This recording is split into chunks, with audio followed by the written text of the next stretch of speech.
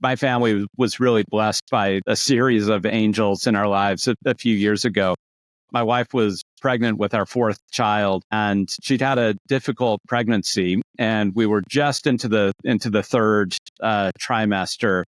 And we'd actually had some people that we barely knew invite us down to stay with them overnight.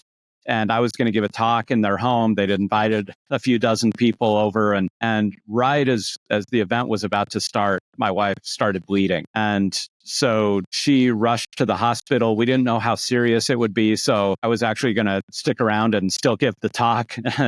And right before starting, I texted her and I said, how are you doing? And she said, you need to get here now. And we had our three other kids with us. They were still pretty little at the time. And we turned to these people that we barely knew and we just said, will you watch our kids? And they, without hesitation, they just said, yes, absolutely. And I rushed to the hospital, and my wife, it turns out that she had three separate life-threatening conditions all happening all at once. None of them had been picked up on by the ultrasounds, and things were very bad and going downhill fast. And long story short, it was the longest night of our lives. The medical team there was absolutely incredible. One of the doctors, who was herself very pregnant, jumped up on the gurney at one point and was literally stopping my wife from bleeding. And my wife died twice that night on the table, and they were able to bring her back. And we've talked to lots of medical professionals, and they say that is absolutely nothing short of a miracle. There's no way that they should have been able to save her. The entire team was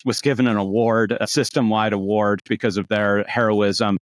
And these people that we left our kids with, who we barely knew, they gave them the time of their lives. Our kids still remember, going for donuts for breakfast and going to the beach and going for McDonald's, and these amazing people just who have become sort of like adopted godparents to our kids have just protected them and put them in a bubble around the kind of trauma that their mom was experiencing. And so that was just a time when we absolutely saw angels from these people who took care of our kids, to the medical team who committed their expertise and their very best efforts in partnership with heaven to save my wife's life. And so we were surrounded by angels that, it was the hardest night of our life, but we made it through because of these angels. When I was thinking about moments when I had witnessed an angel, I had some other ones that I was going to share with you.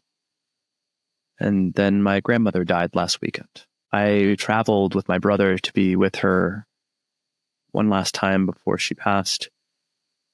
And I walked into the hospital room, and there was a nurse there who was feeding my grandmother this stack of hospital pancakes. My grandmother had pretty much lost the ability to eat solid foods, and so she was cutting these pancakes into the tiniest little pieces and offering them bit by bit, slowly, painstakingly, as my grandmother would chew. I asked her, "How are the pancakes, Nana?" And she said, "They're very good." Those are some of the last words I spoke to my grandmother. But that witness of watching this person who did not know my grandmother very well, treating her with the same tenderness that she would offer a member of her own family. Watching that was an experience, what it looks like for people to show up as God in the world. In my own Christian tradition, angels show up as the very presence of God, particularly in moments that are turbulent, traumatic, moments filled with pain. And almost always, the first words that angels say is, "Do not be afraid." Not because there is nothing to fear, but because it is the love of God embodied in their presence. Helps us know that sustaining love even through the most painful moments. And so to sit there and watch this nurse cut pancakes into barely bite-sized pieces, to feed them slowly, one at a time, fully present, offering little sips of juice when the solid food became too much. I saw an angel that day.